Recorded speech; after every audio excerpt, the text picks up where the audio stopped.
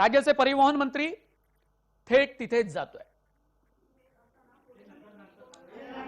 सदाभाऊ खोत, उच्च आणि तंत्र शिक्षण मंत्री उदय सामंत ही सोबतीला आपल्याला दिसतायत। गोपीचंद पडळकर सुद्धा दिसतायत। राज्य सरकारनं कर्मचाऱ्यांशी थेट बातचीत करावी अशी मागणी एसटी कर्मचाऱ्यांनी 3 दिवसांपूर्वी केली होती। त्यानंतर पुन्हा एकदा खोत, पडळकर या नेत्यांचा राज्य सरकारशी संवाद सुरू झाला।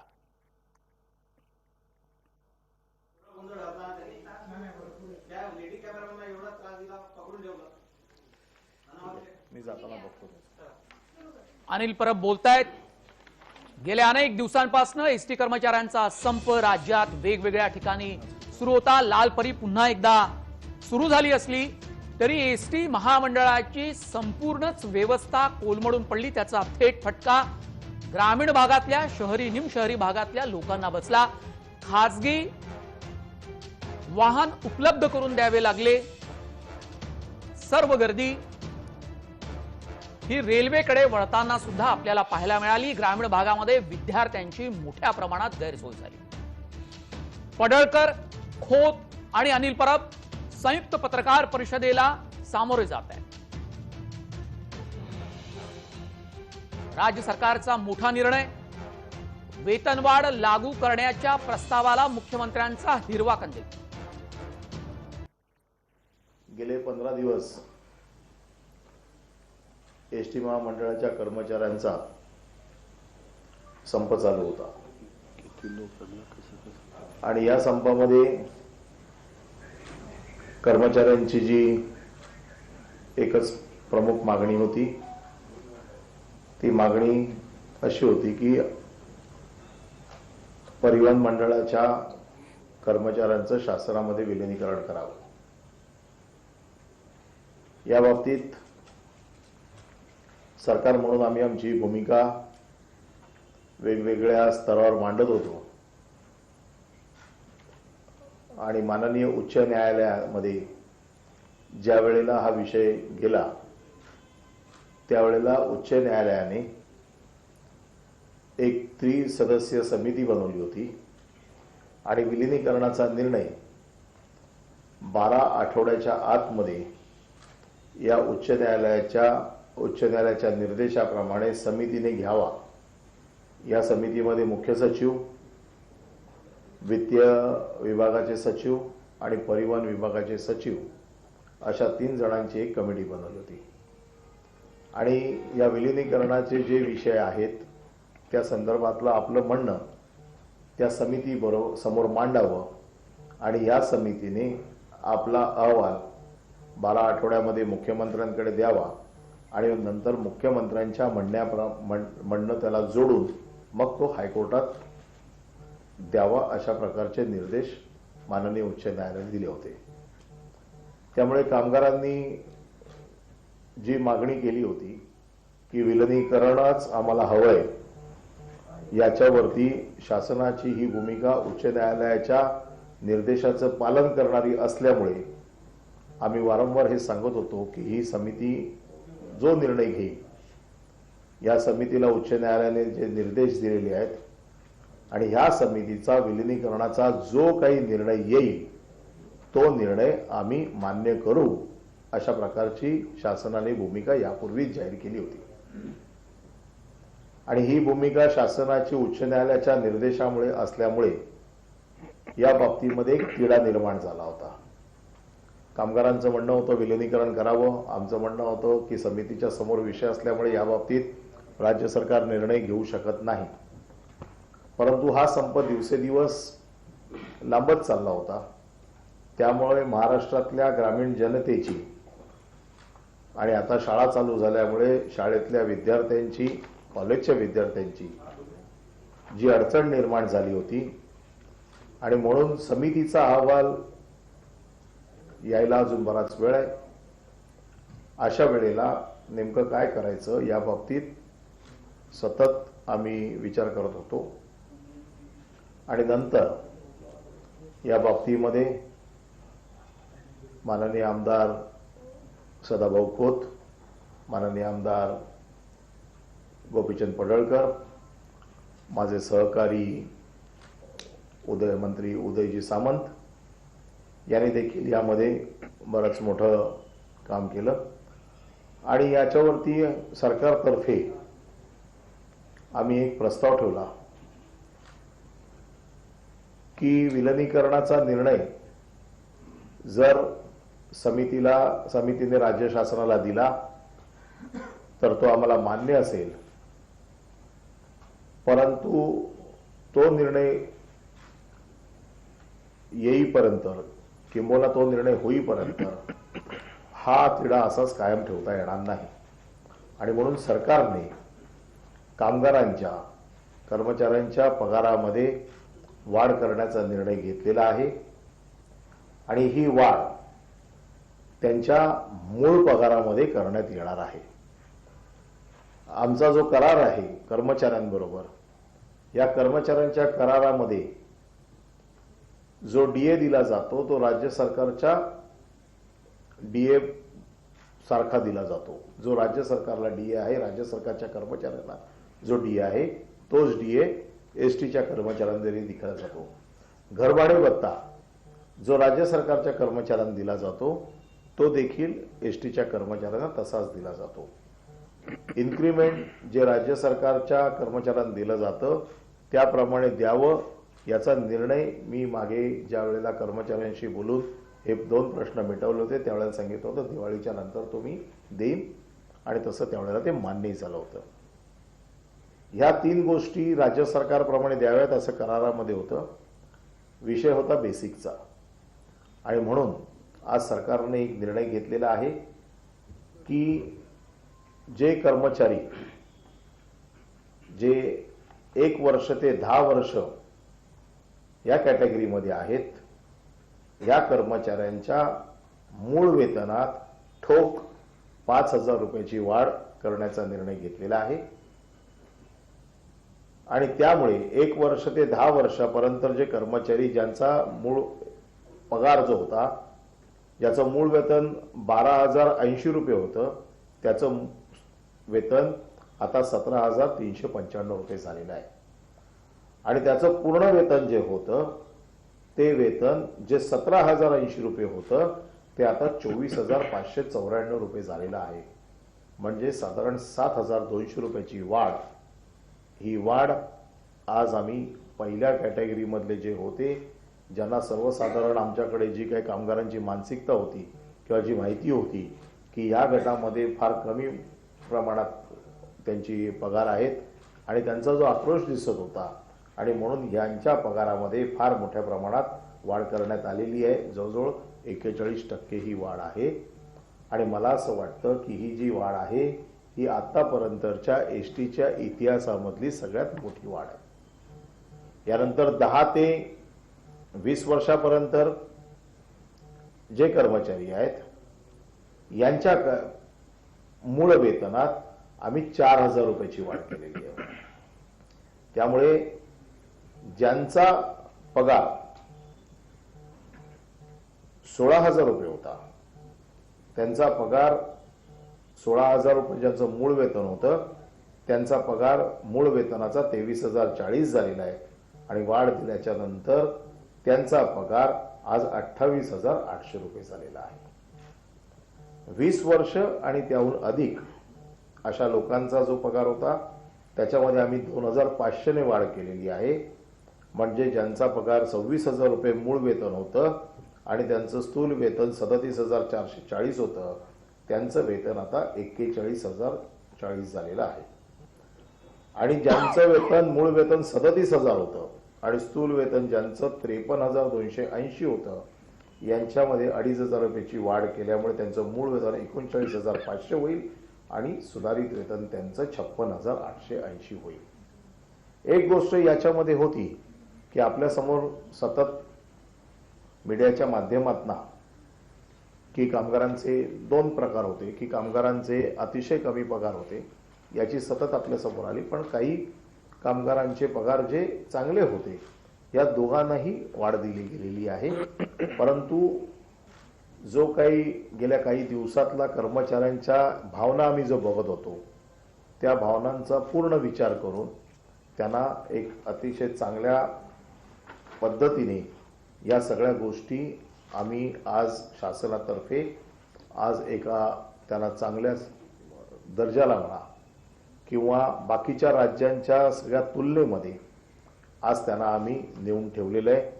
त्यामुळे ह्या कामगारांनी आज जो काही आमची दिवसभर चर्चा झाली, या चर्चेमधनं जे काही सार बाहेर आलं किंवा जो काही आज निर्णय आला शासनाच्या तर्फे, तो अशा पद्धतीने आलाय.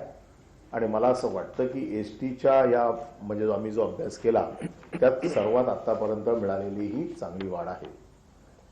यामध्ये दुसरी गोष्ट कामगारांच्या मनात एक सतत होती की आपल्याला माहिती आहे की एसटी गेले 2 वर्ष कोरोनामुळे प्रचंड आर्थिक नुकसानीत होती आणि अशा आर्थिक नुकसानीत देखील राज्य शासनाने एसटीला जवळजवळ 2,700 कोटी रुपयाची मदत ही पगारासाठी केली होती.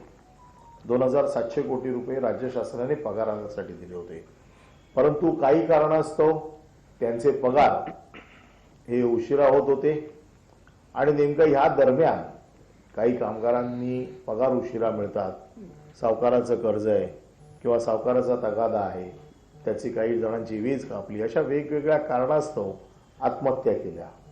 आणि म्हणून राज्य शासनाने त्यांचा पगार प्रत्येक महिन्याच्या 10 तारखेच्या अगोदर होईल ही हमी घेतलेली आहे. त्यामुळे एसटीच्या कामगारांचा पगार याच्या पुढे कधीही 10 तारखेच्या पुढे होणार नाही अशी हमी आज राज्य शासनाने घेतलेली आहे. या बाबतीमध्ये आज ज्या वेगवेगळ्या चर्चा झाल्या त्या चर्चेमध्ये कामगारांचं उत्पन्न कसं वाढलं पाहिजे म्हणून एक इन्सेंटिव्हची योजना आम्ही आज जाहीर करतोय. आम्ही यावरती निर्णय घेऊ की एसटीचं उत्पन्न वाढलं.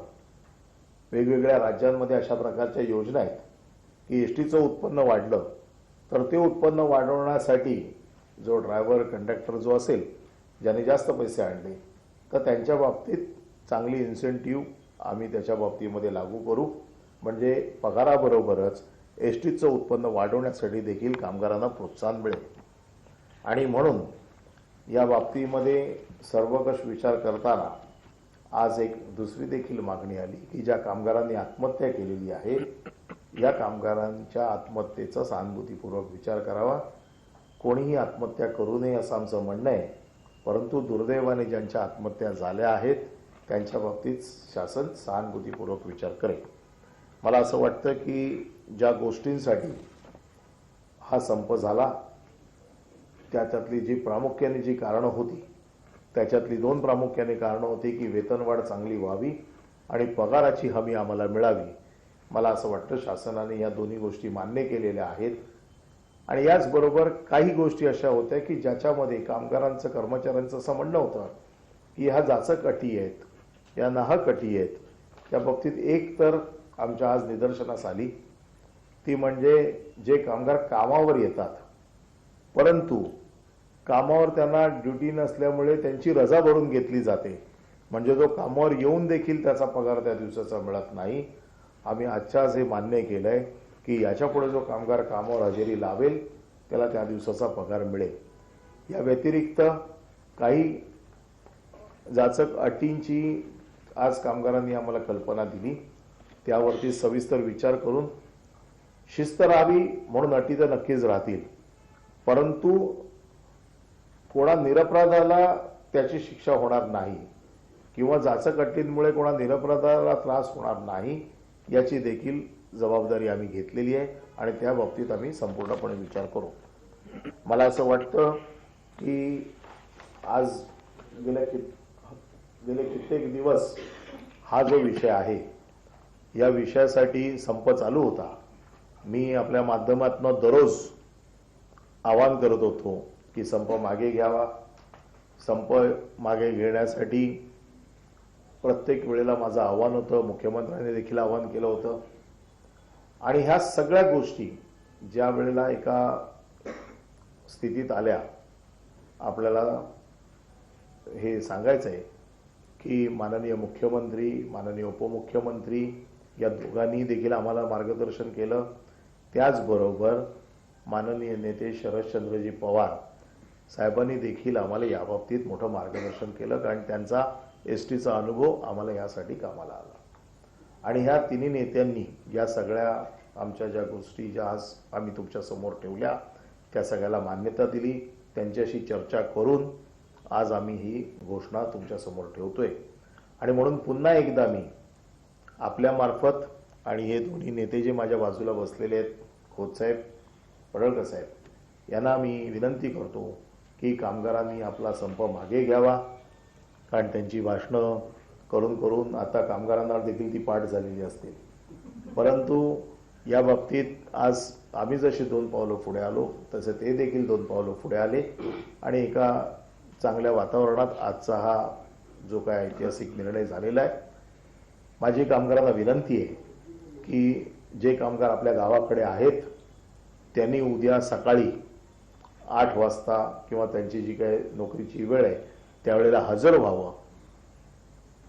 जे कामगार मुंबईत आहेत त्यांना मुंबईहून जायला 1 दिवस लागेल, म्हणून त्यांनी परवा कामावरती हजर व्हावं.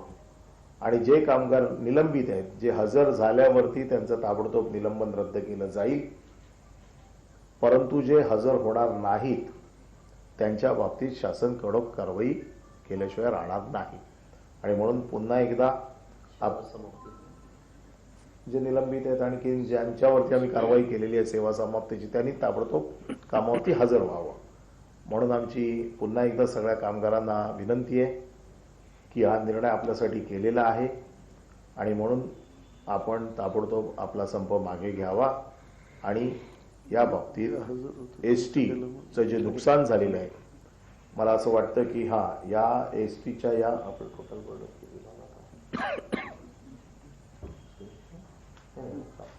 महिन्याला 60 कोटी. ह्या सगळ्या एकंदर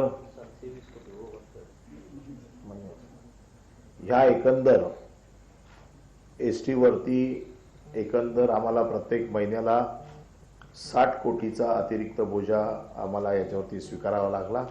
म्हणजे आमचा आता प्रत्येक महिन्याला जवळपास 360 कोटी रुपयाचं आम्ही हे बर्डन पगारासाठी घेतोय. जवळजवळ 750 कोटी रुपये आम्हाला याच्यासाठी अतिरिक्त पैसे मोजावे लागणार आहे. आज एसटी जी गेल्या 2 वर्षात आर्थिक खाईत अडकलेली आहे, तिचं प्रचंड मोठं नुकसान झालं आहे. मी कामगारांना विनंती करतो की हा संप मागे घेऊन आपण सर्वांनी पुन्हा एकदा एसटी मूळ पदावर येण्यासाठी किंवा एसटी रुळावर आणण्यासाठी आपण सगळे प्रयत्न करू, अशी मी या आपल्या सर्व चॅनल्सच्या माध्यमातून, पत्रकारांच्या माध्यमातून आपल्याला विनंती करतो. धन्यवाद.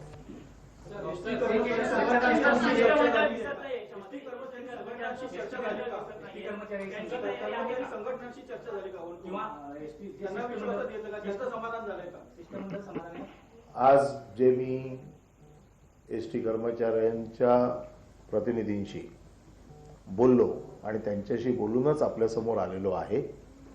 दोन्ही एसटी कर्मचाऱ्यांच्या या आंदोलनाचे नेतृत्व करणारे 2 नेते माझ्या बरोबर आहेत. हे दोन्ही नेते आता जाऊन आपली बाजू कर्मचाऱ्यांच्या समोर मांडतील आणि हा एसटीचा संप मागे घ्यावा अशी ते कामगारांना त्यांच्या वतीने विनंती करतील. कामगार अजूनही विलिनीकरणाच्या भूमिकेवर आमचे काही प्रतिनिधी आहेत, त्यांच्याशी बातचीत ते म्हणाले की आम्हाला ह्या मागण्या व्यतिरिक्त विलिनीकरणाची जी मुख्य मागणी आहे ती मान्य झाल्याशिवाय आम्ही हा संप मागे घेणार नाही. आम्ही पुन्हा एकदा सांगतो, शासनाला जे शक्य आहे ते शासनाने केलेलं आहे. जे आजही शासनाच्या आतापर्यंतच्या या पूर्ण एसटीच्या कारकिर्दीमध्ये जास्तीत जास्त देण्याचा प्रयत्न केलेला आहे. पूर्णपणे आर्थिक नुकसानीत असताना देखील अशा प्रकारचा निर्णय केलेला आहे. विलिनीकरणाच्या भूमिकेवरती शासनाने आपली भूमिका पहिल्या दिवशीपासून मांडलेली आहे की जोपर्यंत कमिटीचा निर्णय येत नाही, याच्या बाबतीतला हायकोर्टाने आदेश दिलेले आहेत. विलिनीकरणाच्या बाबतीमध्ये एक समिती तयार केलेली आहे. त्यामुळे शासन विलिनीकरणाचा निर्णय घेणार नाही. विलिनीकरणाचा निर्णय त्या समितीने घ्यायचा आहे आणि समिती जो निर्णय घेईल तो शासनाला मंजूर असेल. या बाबतीमध्ये जो उशीर होतोय कारण आजही 12 आठवड्यांची त्यांना वेळ आहे. 12 आठवडे हा संप चालू नये म्हणून शासनाची ही भूमिका आहे, म्हणून शासनाने उचललेलं हे पाऊल आहे. याला कामगारांनी प्रतिसाद द्यावा अशी मी विनंती करतो. अन्यथा आम्हाला ह्या बाबतीमध्ये एसटीचं अजून जास्त नुकसान हे आम्हालाही सरकारला देखील परवडणार नाही आणि कामगारांना देखील परवडणार नाही. आणि म्हणून मी पुन्हा एकदा विनंती करतो की कामगारांनी आपली जर अशी ठाम भूमिका ठेवली तर त्याच्या बाबतीमध्ये सरकारने आपलं म्हणणं अतिशय स्पष्टपणे मांडलेलं आहे. या बाबतीत कामगार नेते जे आहेत ते जाऊन निर्णय घेतील, परंतु आम्ही आमची भूमिका मांडलेली आहे.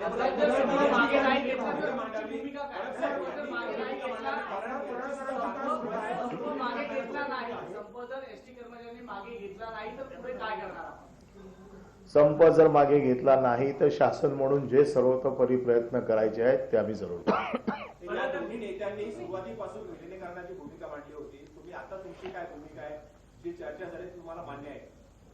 मी पुन्हा एकदा सांगतो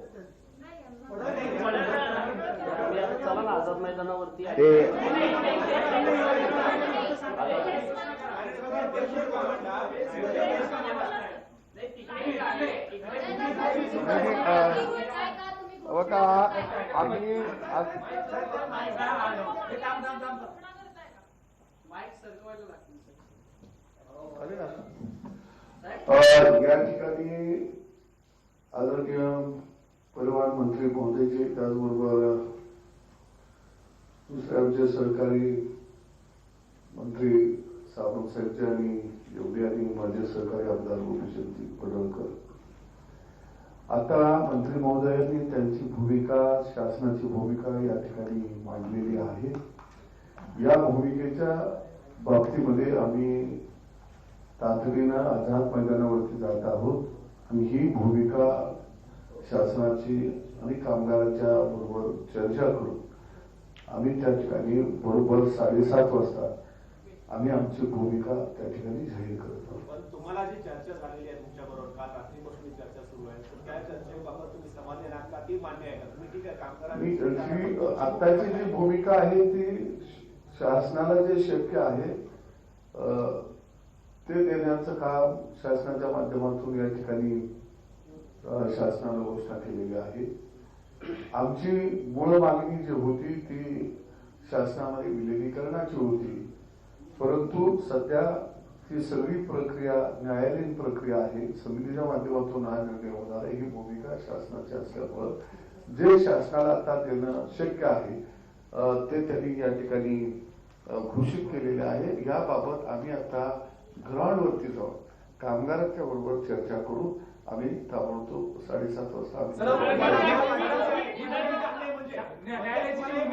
न्यायालयाची भूमिका ती आता नाही, शासनाने याच्या आधी देखील सांगितलं होतं न्यायालयाचंच हे प्रकरण आहे. ही भूमिका शासनानं जी पहिली होती तीच भूमिका आज या ठिकाणी ठेवलेली आहे.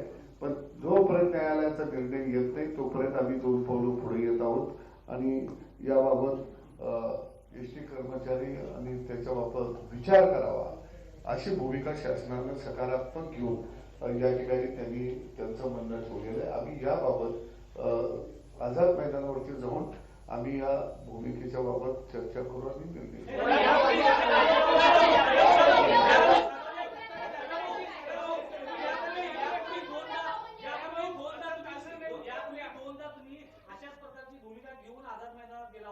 परंतु कर्मचाऱ्यांनी तुमचं ऐकलं नव्हतं. आता कर्मचारी तुमचं ऐकणार आहे का? आणि त्यातही त्याच्यासाठी शिष्टमंडळ 2 यापूर्वी आमच्या 3 चर्चा झाल्या. त्यावेळी जी त्यांना वेतनवाढीच्या संदर्भामध्ये अशा पद्धतीच्या चर्चा झालेल्या नव्हत्या.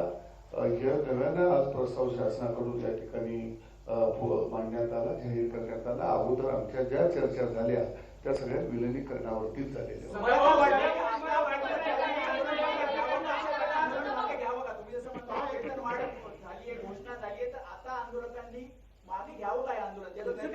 आता आम्ही आझाद मैदानावर जे आंदोलक बसलेले आहेत त्यांच्याबरोबर जाऊन आम्ही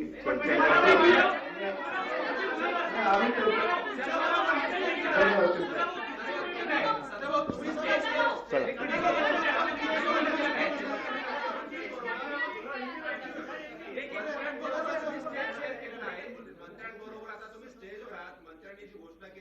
ज्यावरती तुम्ही हे स्टेज शेअर केलेले आहे त्यावरती तुम्हाला ती गोष्ट मान्य आहे?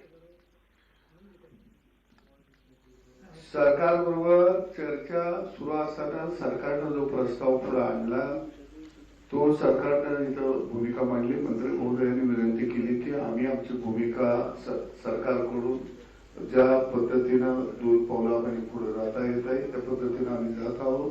तुम्ही आमच्याबरोबर इथं थांबा, आमचं म्हणणं ऐकून घ्या आणि मग तुम्ही कामगारांच्या बरोबर चर्चा करा आणि त्या ठिकाणी तुम्ही सकारात्मक चांगला निर्णय घ्या अशा पद्धतीचं आवाहन त्यांनी केल्यामुळं आम्ही या ठिकाणी या पत्रकार परिषदेमध्ये त्यांची भूमिका सगळी जाणून घेतली.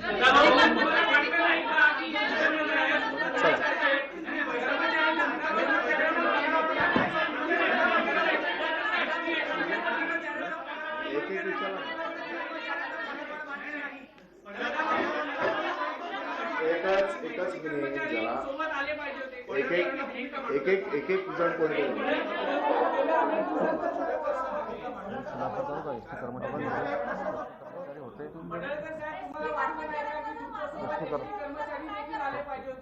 बघा, एसटी कर्मचाऱ्यांचं शिष्टमंडळ आमच्या सोबत आलेलं आहे. ऐका, या बैठकीमध्ये सगळी भूमिका ही एसटी कर्मचाऱ्यांच्या वतीनं मांडण्यात गेलेली आहे. संप हा एसटी कर्मचाऱ्यांचा उत्स्फूर्त संप आहे. संप काय आम्ही पुकारलेला नाही. आझाद मैदानावरचं आंदोलन आम्ही अनाऊन्स केलं. आम्ही 15 दिवस आझाद मैदानावरती बसून होतो. आता आम्ही इथून जाऊन आझाद मैदानावरती कर्मचाऱ्यांच्या सोबत चर्चा करणार. कारण 3 बैठका सरकार बरोबर आमच्या जेव्हा झाल्या, पहिल्या बैठकीमध्ये विलिनीकरण याशिवाय आमचा दुसरा कुठला विषय झाला नाही. दुसऱ्या बैठकीमध्ये सुद्धा विलिनीकरणाशिवाय आमचा कुठला विषय झाला नाही. काल जेव्हा बैठक झाली तेव्हा सुद्धा आम्ही माननीय मंत्री महोदयांच्याकडे आमच्या सगळ्या कर्मचाऱ्यांनी विलिनीकरणावरती भूमिका मांडली. सरकारच्या वतीनं त्यांची हतबलता सांगितली की विलिनीकरणाच्या बाबतीमध्ये जोपर्यंत कोर्ट निर्णय देत नाही, समितीचा अहवाल येत नाही, तोपर्यंत आम्ही निर्णय घेऊ शकत नाही. आणि मग त्यांनी कर्मचाऱ्यांच्या समोर असा प्रस्ताव पहिल्यांदा ठेवला. कारण याच्या अगोदर जेवढ्या बैठका झाल्या तेव्हा कुठला प्रस्ताव सरकारच्या वतीनं कर्मचाऱ्यांच्या समोर ठेवला गेला नव्हता. काल जो प्रस्ताव ठेवला तो प्रस्ताव घेऊन परत आम्ही आझाद मैदानावरती गेलो. आझाद मैदानावरती चर्चा करून काही सगळे त्यातले तज्ञ मंडळी आहेत त्यांनी प्रस्ताव सरकारच्याकडे दिला आणि त्याच्यावरती सरकारनं भूमिका स्पष्ट केलेली आहे. त्यामुळं आता आम्ही इथून आझाद मैदानावरती जातोय, तिथं सगळ्या कर्मचाऱ्यांशी चर्चा करतोय, त्यांचं काय मत आहे आणि जाणून घेऊन आम्ही आमचा निर्णय जाहीर करू.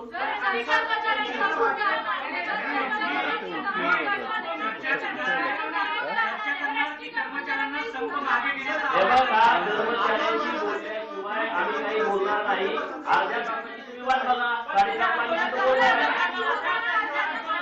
ठीक आहे, भूमिका आम्ही तिथं स्पष्ट करू. तिथं आता इथं स्पष्ट करावे असं काही नाहीये. आम्ही त्यांच्याशी स्पष्ट करू.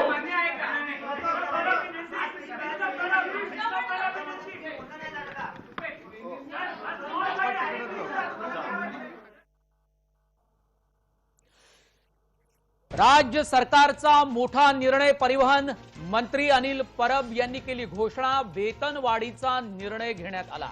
मुख्यमंत्र्यांनी प्रस्तावाला मंजुरी दिली. पत्रकार परिषदेमध्ये प्रस्ताव, सरकारचा निर्णय हा सांगितला गेला. एसटी कर्मचाऱ्यांच्या वेतनात 40% वाढ करण्याचा ऐतिहासिक निर्णय राज्य सरकारने घेतला. संप सुद्धा ऐतिहासिकच होता. संप मागे घ्या आणि गुरुवारी कामावर हजर व्हा अशी विनंती राज्य सरकारने केलेली आहे. या पत्रकार परिषदेमध्ये एसटी कर्मचाऱ्यांचे नेते सदाभाऊ खोत, गोपीचंद पडळकर यांची प्रामुख्याने उपस्थिती होती. राज्य सरकारचा वेतनवाढीचा निर्णय आझाद मैदानातल्या एसटी कर्मचाऱ्यांना सांगितला जाईल आणि त्यानंतर त्यांचा निर्णय हा जाहीर होईल. विलिनीकरणाच्या मुद्द्यावर आंदोलक ठाम होते आहे, मात्र राज्य सरकारच्या निर्णयानंतर त्यांच्या निर्णयात नेमका कोणता बदल होतो हेही पाहणं तितकंच महत्त्वाचं ठरेल.